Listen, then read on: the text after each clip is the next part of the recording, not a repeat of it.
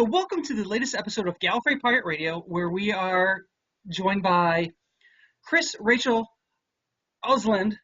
Chris-Rachael Oseland, very good. Yes, who did is it the unofficial Whovian Cookbook? It is Dining with the Doctor, the Unauthorized Whovian Cookbook. Yes, and we're here to talk to her about her cookbook and other things that she's doing and awesome Doctor Who-ness, because we like to get awesome Doctor Who people on the show and talk to them, pick their brains, and find out how they became awesome to the fandom. Wow, I'm getting all nervous. I mean, I wasn't even this nervous with Peter when I interviewed him for the 100th episode. So you should feel really special. Actually boiled anyone alive. Okay, so my big question is, how did the cookbook? We're just going to start with the cookbook. How did the cookbook happen? I mean, how were you chosen, or did you just come up with the idea of doing the Whovian Cookbook? The Doctor. I was not chosen for it. It chose me, shall we say. I've been doing nerd recipes for quite a while. I actually own Kitchen Overlord, which is kitchenoverlord.com. Tons of nerd recipes. And I really wanted something out for the 50th anniversary, because when I went online, all I could find was fish fingers and custard. Fish fingers and custard and a couple of cocktails, mostly that were like the layered cocktails from the previous Doctors. And like, I know everyone's going to be throwing these big, 50th anniversary parties. Well, we thought that 2 years before the 50th anniversary. We were all getting excited. And I wanted to be able to help out. And so it started off with what was supposed to be a 1 week of like, oh, I'll do 1 week of recipes on Kitchen Overlord and it'll be awesome and everybody will like it. And then I just got sucked into it like a crazy person, which is also what happens with me writing my Hobbit cookbook. Like 1 week of recipes and a cookbook comes out. Oh, a Hobbit cookbook? We'll talk about that later. People right now are tuning in to Doctor Who-ness. You just it's all cool things. I am, in fact, the bastion of all cool things. Yes. But so, yeah, what was supposed to be a 1 week project turned into a 1 year project because it took a long time. And at first I was just going to do some aliens, which we'll talk about that later. And then I realized, there's just so much with Doctor Who. So I sat down and rewatched all of season 1 through 6, because that's what was available at the time, and taking notes the whole time. And by the time I was done taking notes, like, screw it, you know what? I'm going to do a recipe for every single episode. I didn't realize quite how big of a challenge that was at the time, which is why it took me a year. And then I had to go back and rewatch them, because if you're going to do something like that, well, in case you haven't noticed, it's not a cooking show. He doesn't eat a whole lot, for that matter. So first I went through and found any episode referencing food. Boom, gonna do that. Then when there wasn't any of that, it's like, okay, what about an iconic alien? Because this is really aimed at people throwing a theme party or going to a convention and throwing a big party at a con. What's something they can just put on their table and have them sitting there looking at them like, yay, it's a Dalek, it's a Cyberman, it's a Valerian, we love you. And then when I ran out of those, it was, okay, time traveler, what's a historic recipe? And so that's where we came up with things like Rory's Pharaoh stew. I've got a degree in Roman history, like, yes, thank you for spending 2,000 years in my favorite time period. Well, you got you from there. And then when I was done with that, it was cocktails. Well, there were a couple more steps before the cocktails. Many of the cocktails were where I couldn't come up with anything else. And then after the book was published, I was like, I know what I was going to do there instead. So there might have been a few recipes on Kitchen Overlord since then. Nice. So wow, you just gave me so much information there. All just, it's great. Since it's been out now for a while, yeah, what sort of feedback have you gotten for the Dining with the Doctor? It's been really fascinating. I'd say about 90% of the feedback has been people going, so glad there's a Doctor Who cookbook at all. Thank you for getting this out there. And I love you guys. Anybody who's watching this that's bought it, I love you so much for it. So much. Oh my goodness. I honest to goodness thought I might sell 200 or 300 copies to like the really hardcore fans. And it's been a couple more than that, like an extra zero, couple more than that. Wow, that's awesome. Yeah, it's doing okay. It was picked up by Think Geek, which is fantastic. And they've been super nice to me. So that's been great. The negative criticisms, which I'm 100% behind, I'm not complaining about this at all. First off, a lot of people hate the cocktails, really hate the cocktails. I was a little surprised by this. I had just finished writing Steamdrunks, So I might have had, a little bit of booze on the head at the time. And I love cocktails. And the most popular things on the web were cocktails. But it turns out you can get a ton of cocktail recipes for free. People don't want to pay for them. So no more cocktails was the number one feedback I was getting from people. I guess a lot of people don't drink. That's sad face, because that's the first thing I went to in the book were the cocktails. I think they're pretty good. I'm biased. Like I said, I'd written a whole other cocktail book right before that, but the other thing that I was fascinated by the feedback, one of the things I tried to do, because there aren't any other, like, it's not like the Hunger Games, where ironically with something called the Hunger Games, there's a million cookbooks out there for it. There wasn't anything else at the time. So I wanted to make sure I could meet different levels of cooking for different people. So I wanted there to be some things that you could walk in and be like, that hot box in my kitchen terrifies me. I don't want to turn it on. What can I make? And some other things that people that are, really comfortable in the kitchen could, like the TARDIS Wellington. You want to be a little more comfortable before you put that together, though it's not a super hard recipe. And the hardcore foodies hate all the easy stuff. Like, hate it with a deep and abiding passion, hate mail, a couple of death threats. Like, you shouldn't be cooking if you're going to put that in a cookbook. I want to scoop your heart out and shove it down your throat. It sticks in your head when someone's that upset about having, like, a cute little pear recipe that's just basically a nice little carving for people that are afraid of cooking. So I won't be doing that in the future. Of all the things to get a death threat over. Really? Really? That's why you want to carve my heart out? I have done such worse things in life. Wow. Yeah. That is shocking. That's why I wanted to start off with, like, all the positive comments. The positive comments have been phenomenal. Just people coming back like, woohoo! I tried to make that, and they tried to make the Shakespearean shooter sandwich, because that's another one of the historic recipes. I think they're fantastic. I don't know why they went out of fashion. Well, they went out of fashion because we invented pies, and you didn't have to make a fake pie out of squishing bread anymore. Yeah. But it's still delicious. So being able to use a show like Doctor Who to introduce people to some actual historic foods, phenomenal. Yes. Now, did you look at the classic cookbook from the 80s that they released? I don't have a copy of that. It's almost impossible to get a hold of. I've seen scanned pages online. It makes me feel better about my efforts. Yeah, I actually have a copy. I have not actually looked at it yet. It's just one of the many treasures I have within my Doctor Who collection. But I was just curious if you had looked at that at all before attempting your cookbook. But of course, that's classic Who. This is New Who. Two different monsters. Yeah. So, how did you get into Doctor Who? I mean, what was the first exposure to Doctor Who? I'm actually a second generation geek. So I went to conventions with my mom when I was little and whatnot. Wow. And yes, one of the few, the proud, at least the people that are under 40. Still, so my very first experiences with Doctor Who was when it was on P.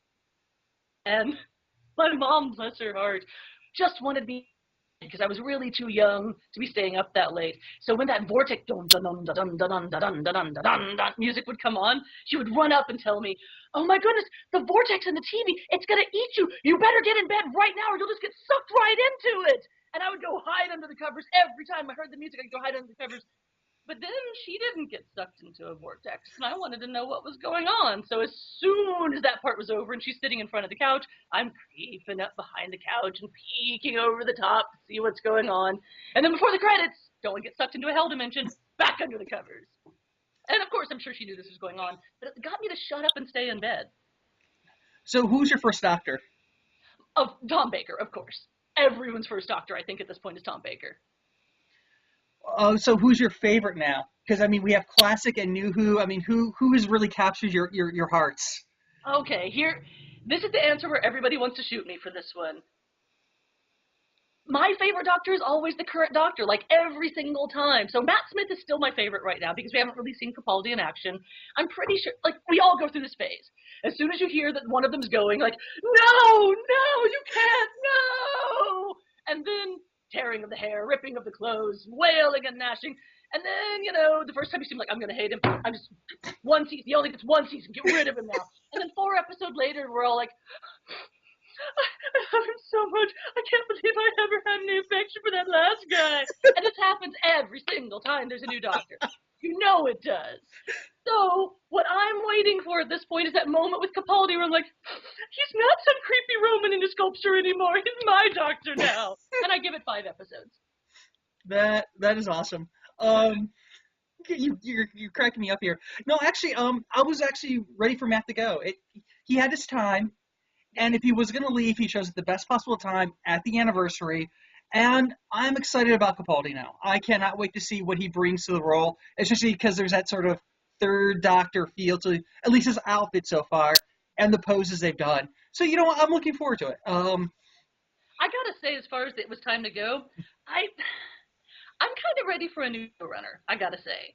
I feel like someone ideas, but he really needs an editor to rein him in. So like the first time that we saw the Weeping Angels, hell yeah, that was beautiful. And the next time we saw them, like, okay, you've just already broken all of your own rules, but it's still interesting, and we got River Song, so we're all cool. And then by the time the last time we saw the Weeping Angels, seriously, 20s New York, someone would have had their eyes open and would be looking at the Statue of Liberty. I know. There's no way it can grow fangs and come back. I know. And so that's why we needed a reboot anyway, because he just had to rein him in somehow. I'm just saying I'm ready. Like, maybe they can get the guy that did Misfits in. That'd be interesting. That'd be very interesting. I'm a huge fan of that show. I don't think that's who we're going to get for the next one. No, It's going to be his writing partner for Sherlock. Yeah. Well, I'm curious to see what's going to happen, because they are claiming it's going to feel more like Classic Who and not the fairy tale. So I'm going to give him a chance to revise his style. But if we get another fairy tale, which I have no problem with the fairy tale we had before, he needs to step aside. But I think who we're going to get is going to be is it Toby Whitehouse or Whithouse, the guy that was doing Being Human? Oh no. I've got mixed feelings on that. Well, they brought him on as one of the producers. So I'm wondering if they're grooming him to be the next Moffat.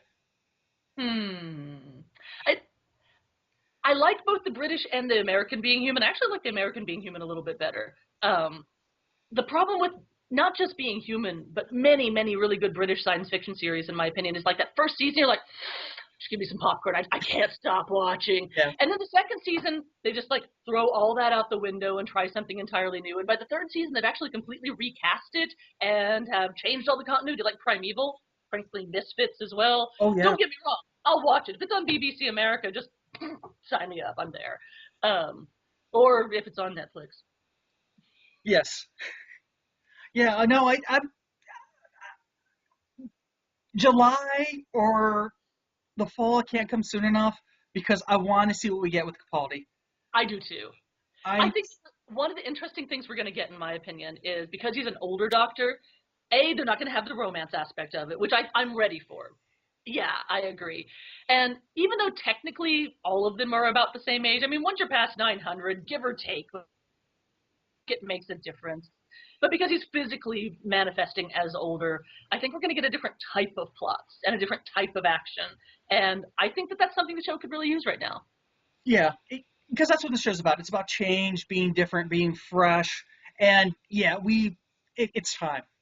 And I think it will make a lot of sense in continuity, because Matt Smith's Doctor kept saying over and over, I am an old man, I am an old man, like he said that a lot. So it makes sense to me that he's going to regenerate and appear a lot older. Yeah. What do you think about the Paternoster gang? Do you think we've had them way too much now? Do you think it's time for them to sort of be put on the shelf for us to want coming back? Because it seems like just like the dialects, but I know that's a thing with the Terry Nation estate. But I think it's kind of time to put those characters on the shelf for just a little while. I agree, actually. I mean, one of the great things about Doctor Who is they're constantly bringing in new aliens and whatnot, or reviving old aliens in an interesting way. Like, I loved the way that they revived Strax, and I'm forgetting the name. Oh, the Santarans. Yeah. Strax is adorable, you know? I don't know. I would like to see some new Doctor Who aliens. I want them, however, to keep with some of the feel, like, the way they keep updating the Cybermen every single time we see them. It's okay to have the same Cybermen 2 episodes in a row. I promise you it is. We're not going to panic. We won't like, oh, my goodness, you read. No, come on. We're used to just our Daleks being overturned trash cans. give us a little bit of that feel, something that, like, is that a special effect? Shut up, it's Doctor Who, I'm cool with it. I want to see some of that. Well, I guess you're awesome. You were just, you're great. I love me my Doctor Who, as you can tell by how I've chosen to dress today, so. I mean, it's like I'm talking to a female version of Drew or myself with the enthusiasm. It's like, wow, it's great. That's one of the things that came up on a video podcast that I just got started with some friends called Extraordinary, where we're talking about race and gender in science fiction. And we brought up what shows are gendered as female as opposed to male. And in the US, like the CW, all about the ladies. By the way, in case you didn't notice, there's a guy above the abs on Arrow. Surprise! Meanwhile, in the UK, my understanding is Doctor Who is very much, it's a dude's show over there. And in the US, it's pretty much like the audience is predominantly the ladies. As I keep telling all of my single male nerd friends, if you have a friend, start some Doctor Who cosplay. That's, you laugh because it's true. It's funny because it is true. I mean, because I have watched over the past 5 years the number of Doctor Who cosplayers, especially Tennants and Smiths, especially Smiths, and they always have a lady with them. They always have a lady with them now. So guys, and then there's always this pack of roving Dalek women all by themselves, kind of eyeing the Star Trek guys, or not Star Trek guys, these days eyeing the Stormtroopers like, you're single too, right? We can do a little cross-fandom pollination here, can't we, boys? Both robots? You're cracking me up. So you mentioned a Hobbit cookbook. I did, as a matter of fact. I am so super psyched about this. So yeah, I have an upcoming cookbook called An Unexpected Cookbook, because what else would you call it, which is a book of Hobbit cookery, and I'm super psyched about it. It should be out by the end of May, for those of you out there that are like, ooh, when can I get my hands on this? And it's another historically based one, because hello, I've got a master's in history. So basically, I don't know if you know much about Tolkien, but he was born in South Africa, and then grew up split between Birmingham and this one kind of English village. Split his time between the stuff he based the Shire on. So I decided with a Hobbit cookbook, of course it's got to be based on what he based the Shire on. So I did a bunch of research into the actual recipes for things people were eating in this village that he based the Shire on, and then had to go through and filter out everything that he filtered out in The Lord of the Rings and The Hobbit, because there are no New World foods, for example, in the entire Lord of the Rings universe, except, as I discovered, coffee, potatoes, he loves his house potatoes, and tobacco. Those are the only New World crops. Wow. And he's got some really interesting justifications for that. He's a little bit xenophobic, but all of his friends had died by the time he was 18 because World War I was really quite awful, and we forget that. And then he's going through, rations and restrictions and things like that as you're leading into World War II. So he spent a lot of his time in his life thinking about food from his childhood that he wasn't going to be able to eat necessarily, who knows when he was writing this. So it's all this stuff that he would have been fantasizing about when he was writing The Hobbit, there for you as a cookbook in our times of plenty. Wow, it's pretty awesome. Yeah, I had no idea. I mean, I knew Tolkien via, just the writings and his time in England. I had no idea about the time before that. Wow, you just gave me a history lesson without realizing it. Awesome. Yeah, he had a kind of tragic early life, but he got to marry the girl of his dreams, despite people actively trying to keep them apart. Stayed with her for the entire rest of her life, had a family, went on to become the Tolkien we know. But yeah, that was a hard road at the first. Wow. You see, this show is also educational. I think this is the first episode that's ever been educational. It's only taken almost 150 episodes, but we have done it. So you also mentioned something about aliens. Yes. Next year, so this is 2014, Christmas of 2015, I will have a shiny new Doctor Who cookbook out, and that one's going to be all aliens. It's just going to be the Doctor Who aliens, because that's one of the things a lot of people really wanted when they came to this book. One of the things people asked for was, could we have a few more aliens? And by a few, we mean 273. Like, well, you can't. It's only 100 pages long, but I'll see what I can do. So hopefully it'll be 50 original recipes that are just iconic Doctor Who aliens. There might be a couple of duplicates, like you might get more than one Cyberman and more than one Dalek, because come on, they're your favorites anyway. I'm not going to try and do 50 different aliens for it, because you're going to get to things. Is that a sandworm? That's not even the right fandom. What are you doing, lady? And I'm super looking forward to that one. That one's going to take me about a year to write. I've got a couple other projects I've got to wrap up before I can do that, which is why that one's aimed at 2015. This has just popped in my head. When you're coming up with the recipes, are you trying to create all new ones, or are you trying to find recipes that you can adapt to Doctor Who, or are you looking for a mixture of both? All new recipes in my case. Well, that's not true. If it's a historically based recipe, Yeah. which I will always clearly label, this is a historically based recipe, then yeah. And with Doctor Who, time travel, of course there's going to be some of those. But with aliens, that's not going to make any sense, because I don't have any aliens, so I got to make it all up. Oh, awesome. Now, are you going to pull from Classic Who and New Who, or are you going to focus mostly on New Who? I'm probably going to focus more on New Who. Yeah, I'm a horrible human being. Feel free to start sending the hate mail now. Oh, no, there's nothing wrong with that, because, they are slowly bringing in more classic monsters, like the Zygons, which I was so happy about, because I'm a huge Zygon fan. I'm hoping that we're going to get Crotons and all sorts of other things, especially since, Capaldi is supposed to be classically feeling. So I'm hoping get them. But yeah, no, okay. I was just curious about your monster selection. The main reason for that, honestly, is I'm a little surprised sometimes by the demographic of who's buying it. Mm-hmm. I assumed, probably because I'm single and don't have kids, that wanting to throw, like I said, a theme party or wanting to do something at a convention or something along those lines. Tons of parents buying it. And the parents are showing their kids the New Who, so they want things their kids are going to recognize. That actually makes a lot of sense, especially when you see all the little kids dressed. Yeah. Oh my goodness, the adorable little kid cosplays with it. Linda Lee. Yeah. I just saw one the other weekend. A little girl was an adipose. In a little ballet tutu and stuff, all white with the face on her chest. And she was just so adorable as the adipose. I was just like, because adipose is one of my favorite monsters, creatures, species from New Who. One of mine too, because they're easy to cook for. Yes, and they look like marshmallows. Mm-hmm. Marshmallows. Star Trek. Ever since that scene in Star Trek where they call them marshmallows, that's how marshmallows always pop up in my head. Oh, that is unfortunate, sir. If anything, you should be having either Doctor Who or Star Trek. Well, Trek, not Star Wars. Sorry, never mind.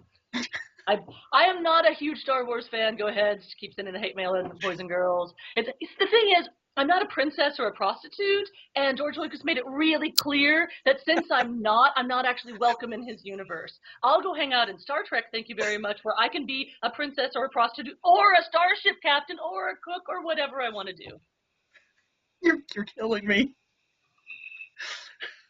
So are you okay? Now that you brought up Star Wars, and you're not a huge fan, are you gonna give the Disney versions a chance?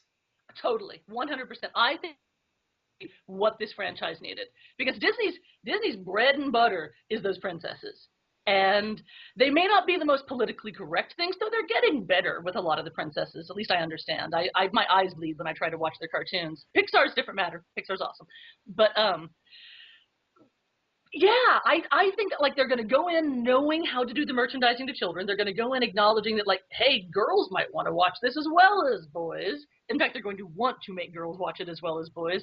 And I think it's going to be updated for a lot more modern values. And they don't hate women the way that Lucas in his early years seems to have. So I'm sure he's a lovely man now. I've never met him. Well, I mean, there are only like 2 or 3 females that actually have real roles in the original movies. Yeah. But yeah, no, I mean, I think Disney has done some amazing things with the Marvel properties, with Pixar. So, I'm going to give them a shot, because they can't do any worse than episodes 1, 2, and 3. No one could. Oh, my goodness. The other thing is, I hate to say, Disney probably won't make their aliens quite so damn racist. I mean, let's be honest with it here. Oh my goodness, the people with the big nose and the Yiddish accent are all about the money. And the people with the slightly flat faces and the giant headdresses are all kind of weirdly Asian. Really, dude? Really? You're absolutely killing me. You're It's all out of love. Like, again, I'm a second-generation science fiction fan here. I'm not saying this because to bash on science fiction. If you want to get me started on things that I adore, like, we can talk Continuum. By the way, everyone out there in Viewerland, you should be watching Continuum. They're not paying me to say this. It's just the best time travel show other than Doctor Who on TV right now. Really? I haven't even heard of it. My goodness, sir. Let me tell you the good news. I'm going to check it out. I'm worse than people when it comes to Continuum because not many people know about it. It's a Canadian, and Canadians are making some good science fiction right now. They are. Yeah, so it's a Canadian set actually in Vancouver time travel show. They slapped a light police procedural over the top of it. So a police officer from the future has gone back in time. A group of terrorists have also gone back in time. Except that as you get to know them, her future she's trying to get back to with her husband and son doesn't look great. And she's kind of greedy for wanting to get back to her own family despite the rest of the human race going to hell. And the terrorists are like, I don't approve of your methods, but I'm actually on your side, guys. So they've got a lot of gray area with it. Seasons 1 and 2 are available on Netflix. Go check them out. Oh, cool. Yeah. Going back to Dining with the Doctor, I forgot to ask, Yes.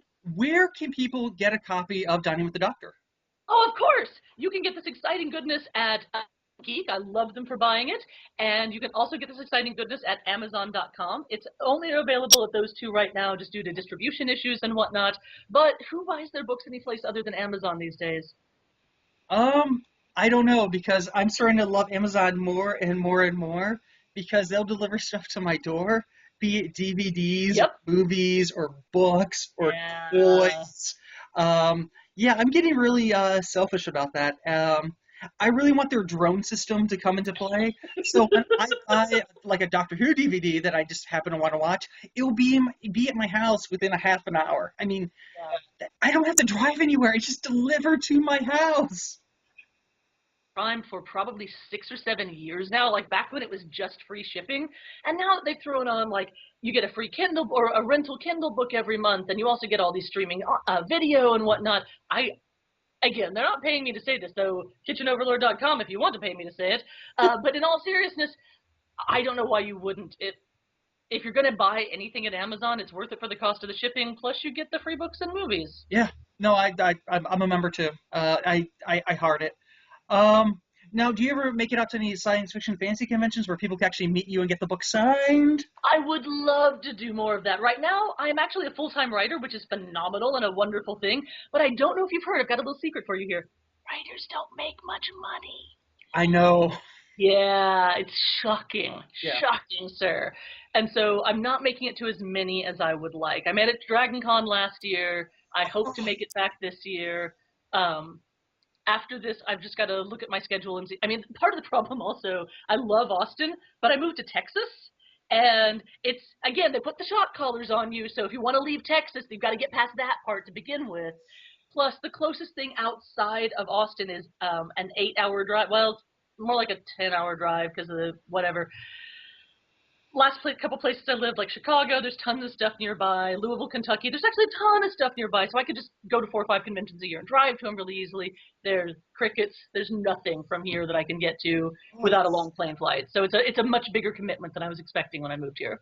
Yeah, no, because when I'm not doing the podcasting thing, and not being a librarian, I'm also a writer, and I'm actually currently writing gaming stuff, of all things, which is actually paying me money. Yes, sir. That is more than I'm making off of some of the royalties I'm making for short stories and other things. But yeah, no, yeah.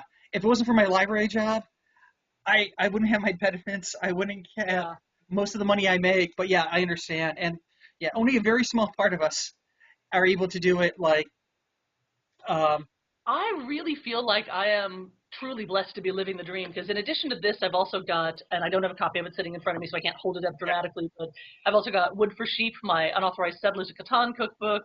I've got, which is awesome, by the way. Not that I'm biased, but I did. I've also got a couple of others, Steamdrunks, 101 Steampunk Cocktails and Mixed Drinks, the new one, a couple new ones coming out, and that's it. That's all I make my living off of, is this and some journalism, like freelance journalism. wow. And so it's not much, but it is living the dream as far as being, a professional geek is concerned. And it's a tiny dream. It's a very specific dream that does not involve having a whole lot of extra cash. But man, I so grateful to all the fans out there that make it possible to do things like this and bring you a Hobbit cookbook and like the illustrated. I don't know if you've seen Kitchen Overlord, but I've got all of my illustrated geek recipes.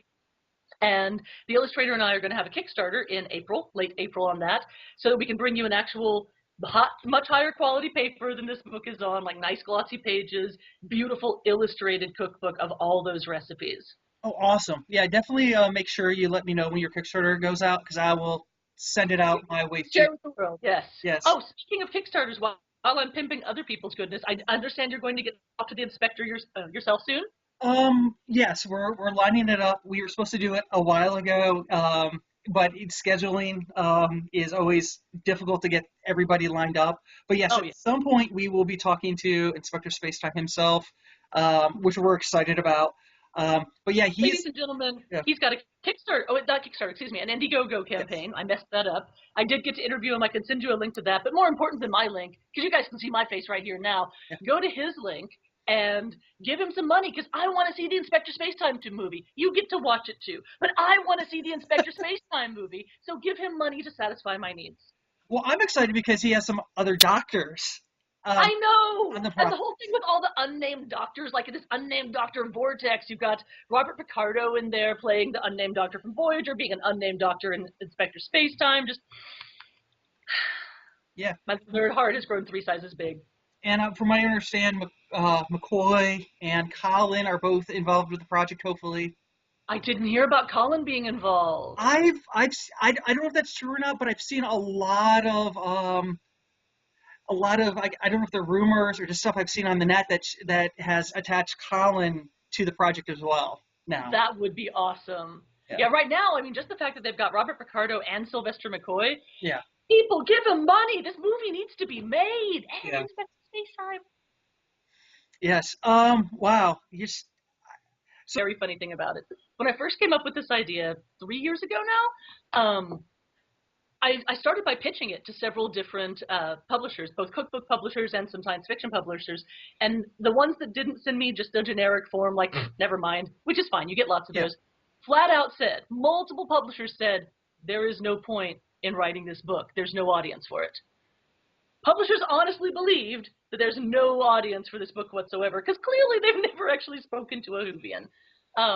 So I decided to just do it myself. And that's why I thought I would sell 200 or 300 copies, because when the publishers are telling you, there's really not an audience for this lady, this isn't going to work.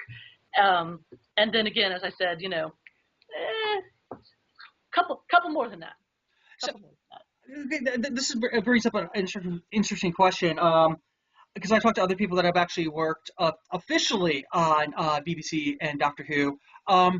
Has the BBC said anything to you, or have they been, nice, or no contact whatsoever? No contact whatsoever. I did, and I don't mean this in a mean way, but I did do my best to dot my I's and cross my T's as far as not crossing any trademark lines, because it's not my property. I don't have a right to do that, and that's anybody out there that's thinking of doing something along these lines. Seriously, if it's not yours, don't mess with the things that are legally theirs. So you may notice the word Doctor Who is not on this cover anywhere.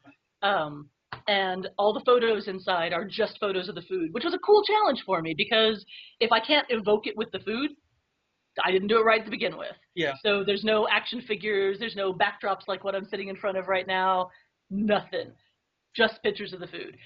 And I like that as a challenge. I've done the same thing with the Hobbit book, nothing to evoke or nothing to step on anybody's territory. A lot of that is because it's really hard to get in touch with those people. And if I wanted to get an officially licensed BBC one, not only would I not make, I probably would have made about a total of $5,000 as a one-time thing, and then that's all I would have ever seen out of it. Yeah. And I might have made a little more than that by now. And second, it would have taken a good 4 years from start to finish.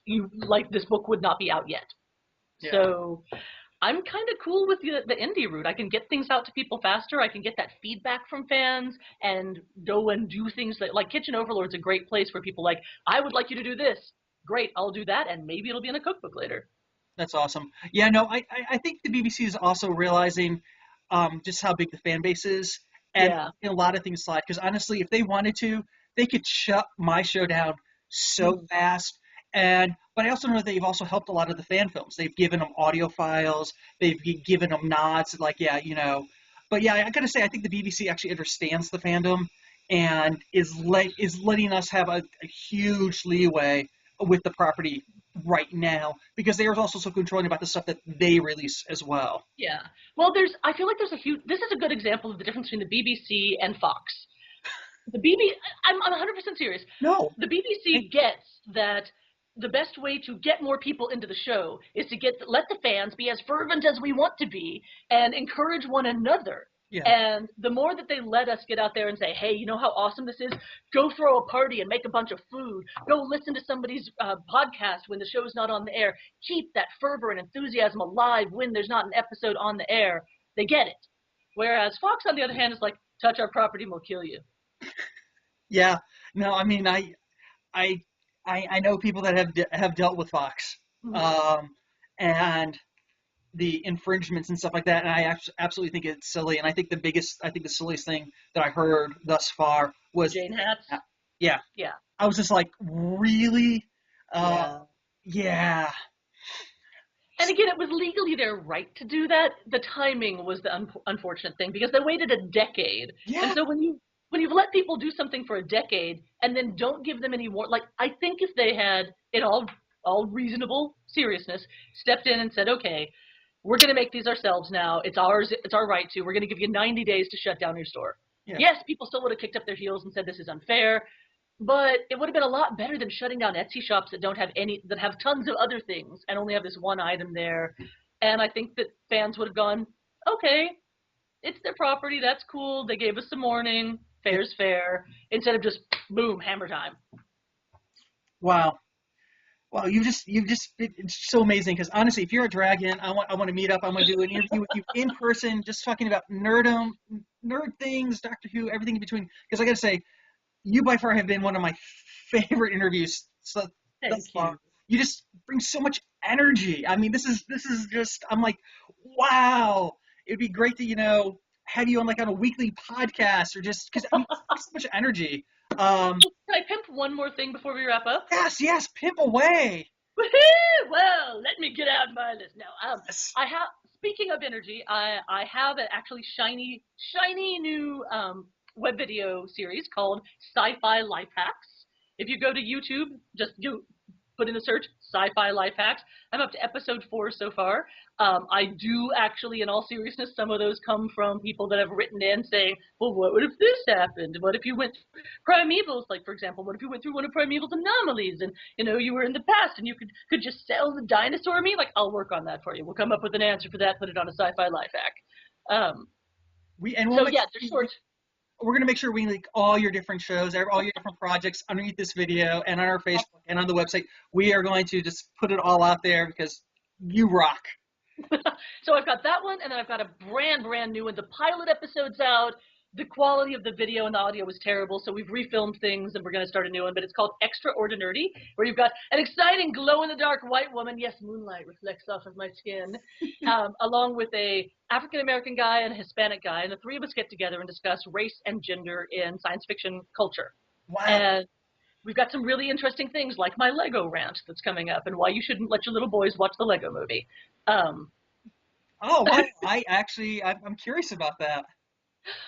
I'm trying to decide, do I go off on my rant? Does he have time? Or should I say just go watch the episode when it comes out?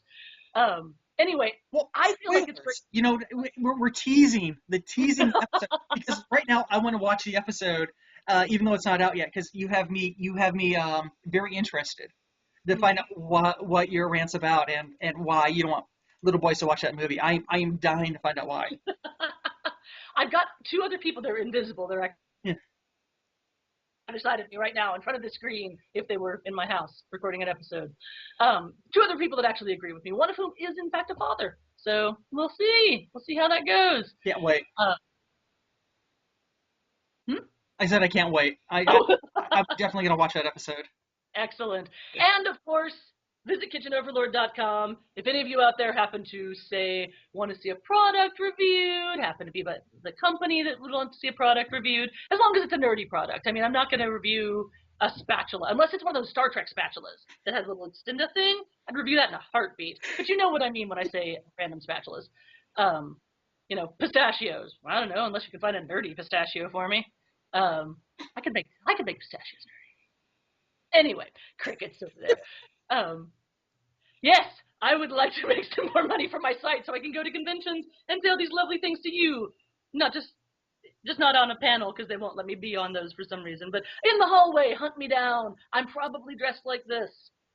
Nice. Oh wow. So I want to thank you again for being a part of the show. And anytime you want to come on, talk about the new season of Doctor Who, what you think about it. I was going to say, why don't I come back just in time for Capaldi's new episodes? I would love to come back for that. Yes, I mean it was just yeah. I'm just like I'd love your point of view, your opinion. Yes, anytime you want to come back to the show, you let me know, and we will stop the tracks, we'll stop filming, and we'll make a special, we will make time to always get you on the show because you by far are one of the most fun guests I've ever had. You're right up there with AJ Hartley, who actually got to watch some of the original episodes when they aired, and just picking his brain. And I even put you right up next to Peter Davison, who was actually my doctor, and when I got to interview him multiple times for stuff. But yeah, you're in there with like my three favorite people that I've had on the show so far. Well, thank you. That's awesome. Yes. So I guess this is GPR signing off until next time. Peace.